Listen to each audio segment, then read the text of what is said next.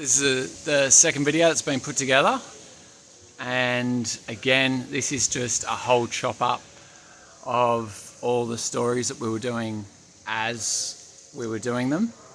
So again, this video is for anyone that's looking at getting a boat that you don't really know where to start.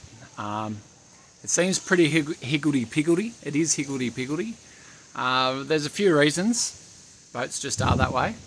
I'm just that way.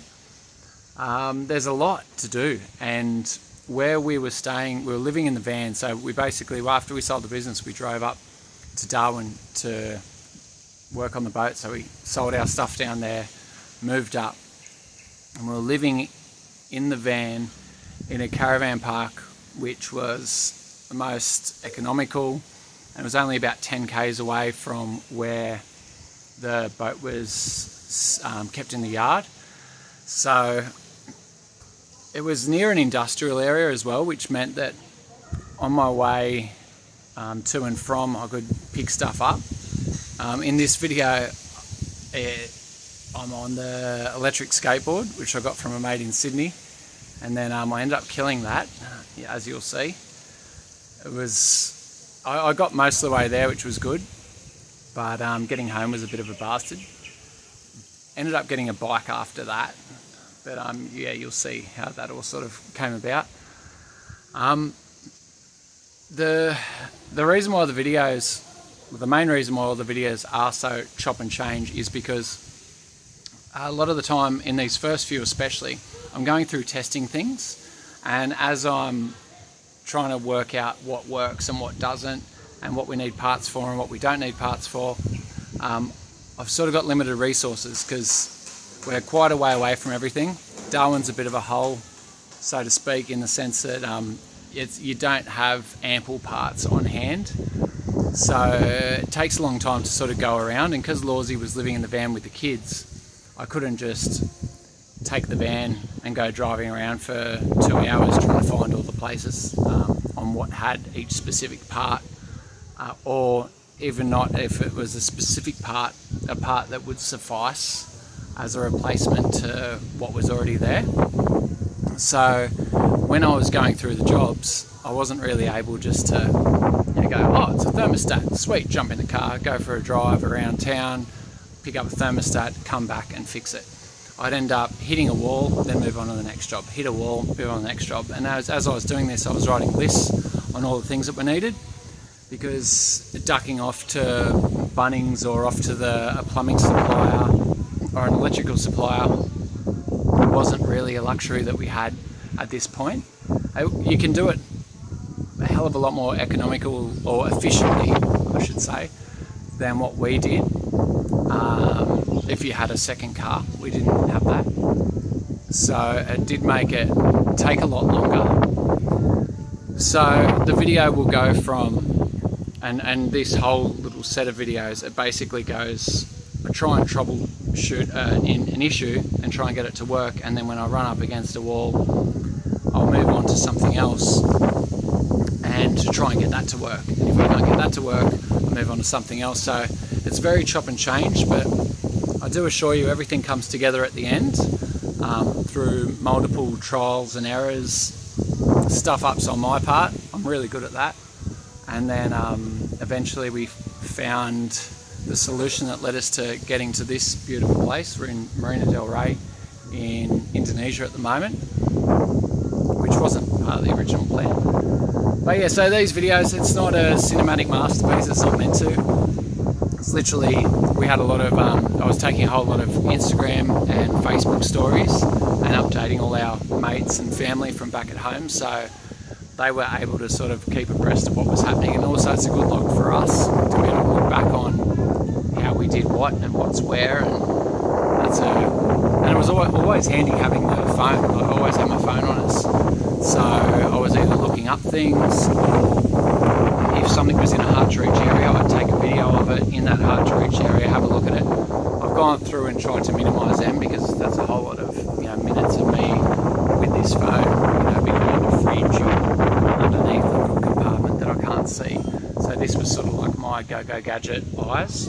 I was able to put it there and sort of see what is going on with a certain connection or find out whether that's an issue or not. So this was just a practical way to do it for us. So it's in portrait mode. Is that portrait mode, the upright one? Yeah. So it's in portrait mode. Someone gave us shit on the first video because it was in portrait mode, and I can't blame you because I hate watching videos in portrait mode as well. But again, this isn't really something that you want to watch if you want to watch something that's entertaining. It's more so a how-to, because a lot of people have a dream to move to a boat and there's a shitload that goes into it. So if you are looking at getting a vessel that is sitting in a yard or that needs a heap of work and you don't really know where to start, you can watch these through, and I basically go through, hey brother, happy birthday! Yes, thank you. I basically go through every system at some point and can sort of bypass having to go out and get the part immediately by sort of cross-testing with something else. So a few times I jump wires, a few times we try one thing and then move it to another part and try it there, and then in that process you end up finding out something else is stuffed. So that happens a lot. So yeah, it is all over the place. It's more of a, if you want to learn some shit through other people's errors, then that's why this video is good. If you want to see a video about some beautiful sailing, I recommend looking at a whole lot of others. There's an Aussie couple, SV Poyo, and oh shit, there's heaps. Just Google it if that's what you're into.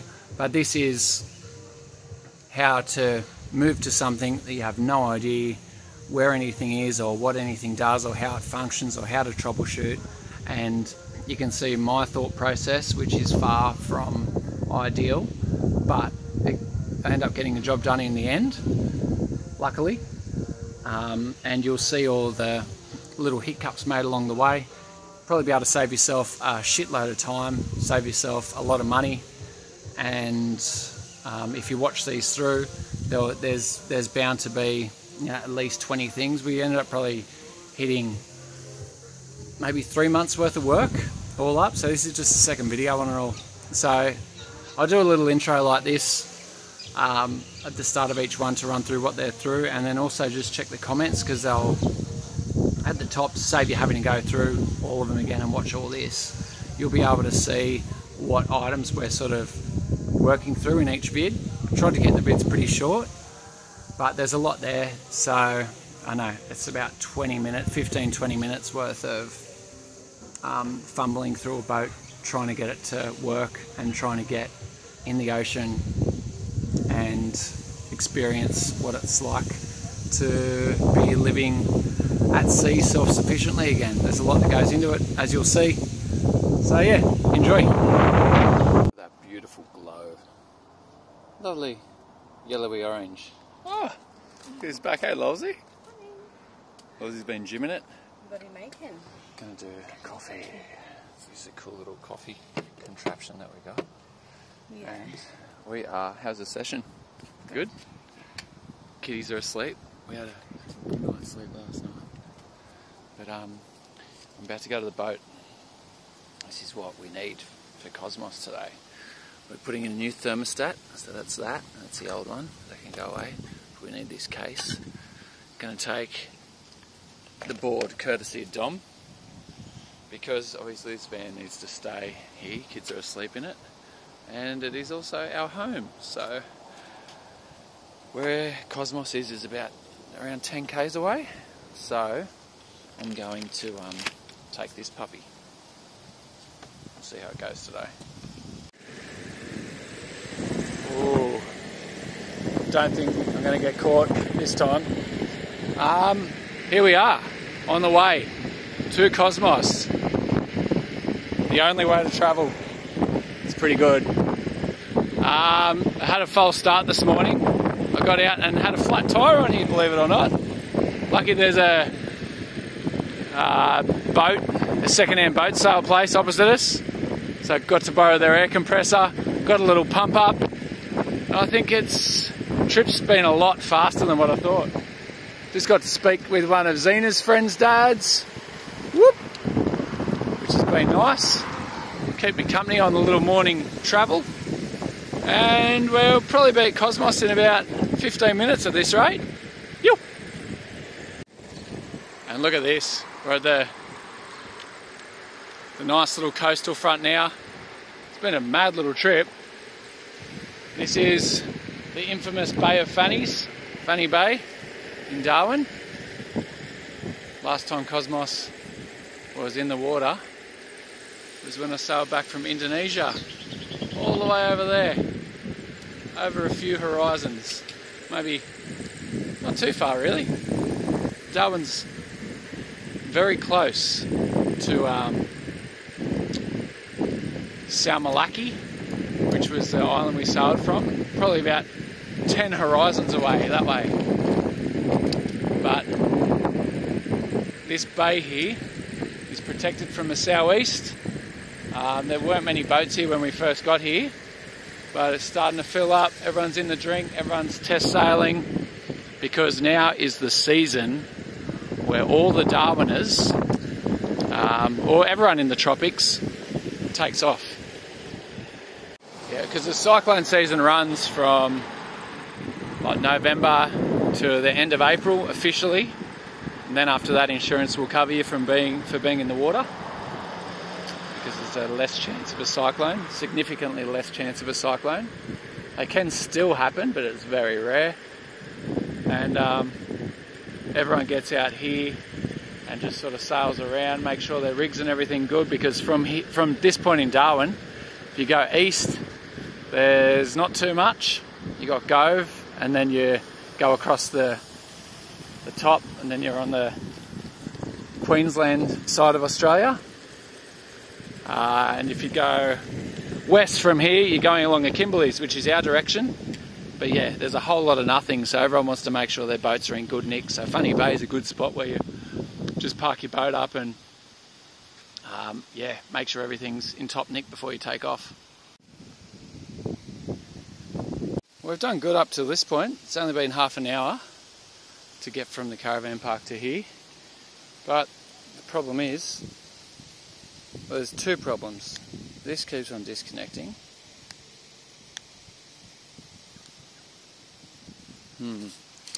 Which is very annoying. And also the tyre that I pumped up, this one, is dead again. So it's got a hole in it. Yeah, not ideal. Definitely not ideal. So we've got a flat tyre, and we've got a big heavy skateboard that disconnects all the time you give it a bit of chili. So this is going to probably take another half an hour. Good old fashioned way. With a flat tyre. We'll get there. We'll get there. Thought maybe it was me putting on weight, but it doesn't even want to go by itself. So by now it should be down the road, but no. Maybe it's too hot. Shouldn't do that. Anyway, any advice, if anyone knows what to do when these things don't want to go. It's going to be a bit of a slow trip home. As you can see, the old triple push doesn't get you too far. Oh well. Alright, so I've turned her on.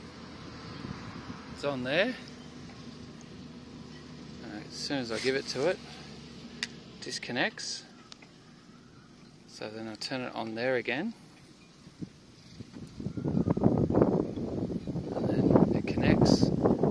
Give it a bit more and just sort of goes dip and then stops. It wasn't doing this before, it was actually going a little bit.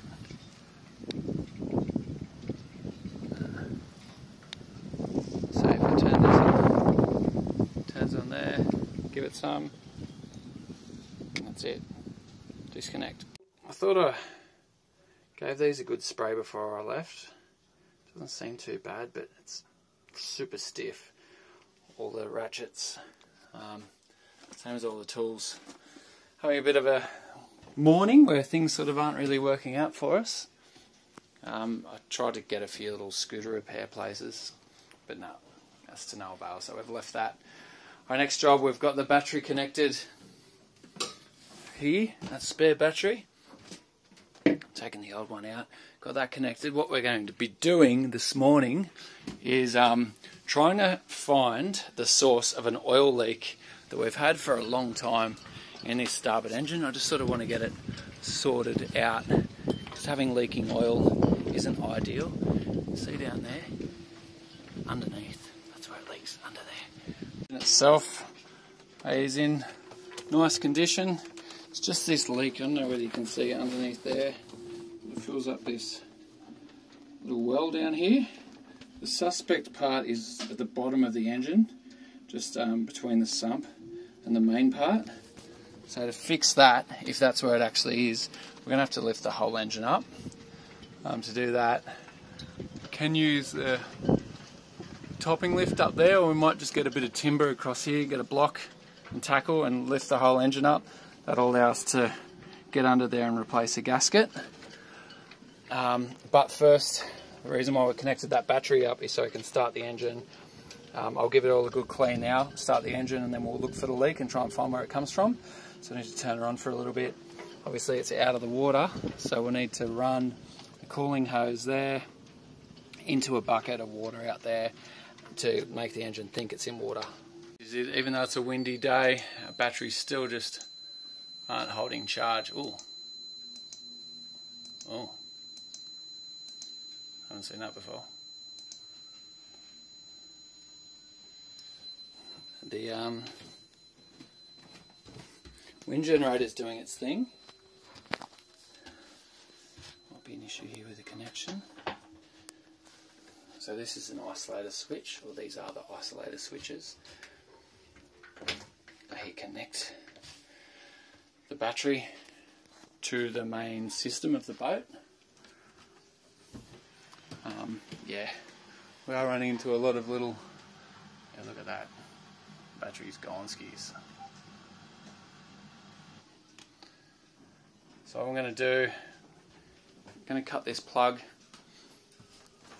and connect it up to some power. I've got a little plug here, I'll give it a good charge. Because everything has been left for a bit, yeah, as you can imagine, everything is quite stiff. Again, so I've already given these a little spray, preempting this moment of knob exercising. I wanted to get some live knob exercising on camera here. Just being able to just give it a bit of a, there we go. So they sort of just get a bit stuck, you know, when they've been sitting for a while. It's nice and happy. Got a bit of spray in there, a bit of lubricant, and once you are lubricated, then you can move it, and there we go. Now the knobs are twisting freely. Excellent. Pretty much everything that has moving parts is going to need a good bit of attention like that. Moving parts. I've got a new connector on the battery line now, so you can see the voltage is right up. It's charging up from the power bank outside, from the bloody power box outside. So let's see if everything is working or what isn't. No light. Deck floodlight. We won't see whether they are or not. LED's lighting up. That doesn't necessarily mean it's not on, so I'll go and check the screen. I guess the most important, bilge pumps. I can hear the pump. You can hear that pump. The water pump I turned on before. That seems to work perfectly. Auxiliary power, that doesn't actually do too much. The fridge is off at the moment here, but it's got power going to it, and this is the fridge. This is what we're going to be paying attention to. So I picked up a thermostat. See a little bit of crap down the back there. New thermostat's going to go here. we're hoping that these wires are okay.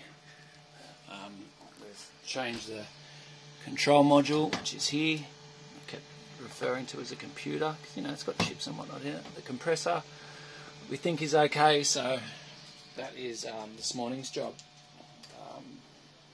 That's the main thing I wanted to achieve today, was to get this fridge working 100%. Cleaning up the back. I've got a grinder and a few little tools here that I'm going to use to fashion a new little backplate for it out of some Perspex, which was lying around the yard. Yeah, it needs a bit of a fix up the old fridge, but it's a really deep capacity one. So once we give it all a clean, it's going to be unreal. Right, first glance, it all appears to be working all right. We'll turn the old thermostat up, and I haven't installed it correctly just yet. With all this, I was about to, and then I thought, you know what, let's just make sure it all bloody works first, because it could be a bigger issue. It sounds like you can hear stuff happening. So I'm going to close up the fridge and let this go for about half an hour. It's definitely warm in there now, so we'll come back and check on that soon. Fingers crossed that that new thermostat is going to be the thing that lets us have a fridge again, because life without a fridge is hard. When I sailed back from Indo, I had no fridge. And it was, yeah, a little bit difficult. I lie, I did have a fridge. I had this little brass monkey puppy, and that was good. It kept drinks cold. I think I took a bit of beef with us as well. It's nice. See how this is going now. It looks good in there. Everything looks quite good. I know there's crap everywhere, but excuse the crap. Generally, when you leave something closed up in the tropics, it gets covered in mould. And we can see here that we have avoided that. Oh, there's a little bit up there. Yeah, there's a bit. But all in all, we've got ourselves some pretty good condition. A bit of discoloration up there. But yeah. Vinegar. Vinegar, man's best friend. Mould's enemy. Vinegar and mould. Fight. This is awesome news. Absolutely unreal. Here we go.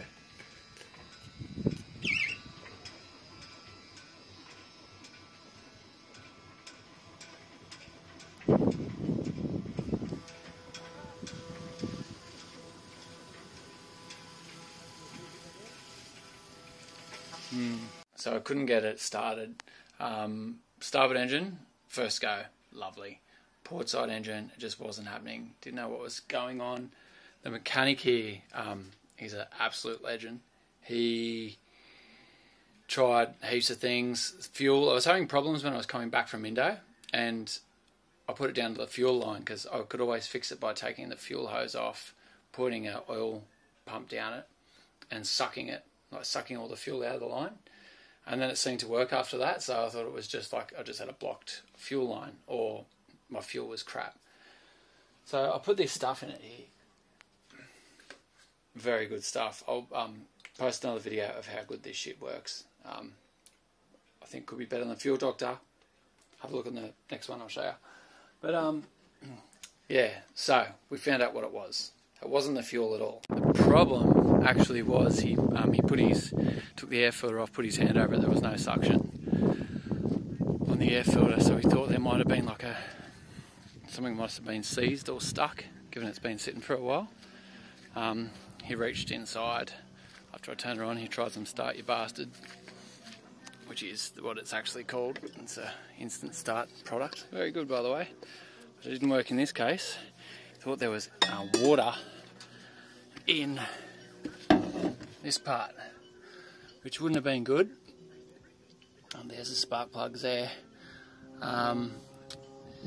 So yeah, there was a little bit of moisture in here, which wasn't oil, and then ended up taking off this elbow, and that's that picture that you saw before. Completely blocked. The elbow was completely blocked. Yeah, Yeah, so this is it here. It was chockers. It wasn't a solid mass, but what it is when the when you rev an engine not too hard, when it's just idling, carbon builds up, and it build up and build up and build up, and seawater was in there too, and it was forming a wall, and it was stopping the exhaust from being able to come out, and it wasn't mixing properly with the water. So if we didn't catch it when we caught it, it could have all travelled back here. It could have ended up getting more water in the engine, and that's how you completely stuff engines. So old mate reckons we were lucky we got it when we got it. There's another boat not far from us that had to, basically replace the engine because of a similar kind of problem, which was undetected and left for too long. Lucky that failed for us, that it even failed to start, otherwise we would have just kept on going. But when it did start, it blew all this crap out everywhere. All this crap. Crap. So I'm going to go and do some more crap cleaning. On the lighter side of the news, managed to get the fridge sorted. We have a functional fridge, which is really good news. Have a look at this.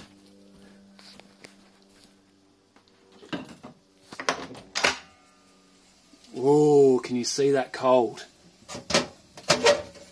That's icy. It's getting there. So we're going to keep it running tonight, see how it all cools everything down. And the new lines in, attach that to the back. So yeah, this fridge is so far doing its thing. Thank you, fridge. One job, almost done. We've got a professionally fitted air conditioner here that is pumping out some hot air. 30. Ooh, it's coming down. It's coming down to 35. That's good. It's doing its thing. That is so hot. You could seriously dry your mum's hair with that if you wanted to. If you got a little stepladder maybe, or you just had a tall mum. If you got a tall mum and you're in Darwin, you know where to come. Number, I don't know, 152 Caravan Park. Kids are in the pool. We've actually been struggling to keep the fridge cool, even in this heat. Poor little thing's working its little ring off, trying to keep us nice and cool. It's already made a difference in here. Alright, so it went up to 38 before, now it's on 33. 32. It's coming down.